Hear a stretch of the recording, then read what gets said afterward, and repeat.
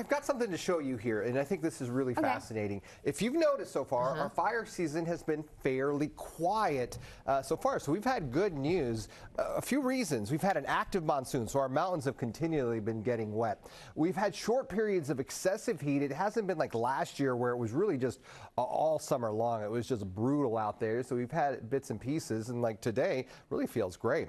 The humidity has also remained high, and that's because of the monsoon and also an onshore flow, which is what we have today. That brings in a lot of moisture and it keeps it in the soil. So for most of the state, the green color that you're seeing here, that's 40% above average when you're talking about soil moisture. How much moisture do our plants or vegetation have? 60% above average for the LA Basin to Orange County. There's not a lot of mountainous terrain in this area, but again, most of Southern California is 40% above average. That's all great news. And so whenever you get a pattern like this, the fire potential, you get a moderate risk away from Southern California. That's the brown color you're seeing here. So for the rest of Southern California, the Santa Monica Mountains, the San Gabriels, all the way out to the San Bernardino Mountains, we have a low risk. And what that means is if a fire starts, and we've seen this because we've had a few fires, it's really difficult for them to rapidly spread, so they're really slow in moving away. So that's great news. Now, the one thing we have to watch, and of course always be concerned with, once we get our Santa Ana winds,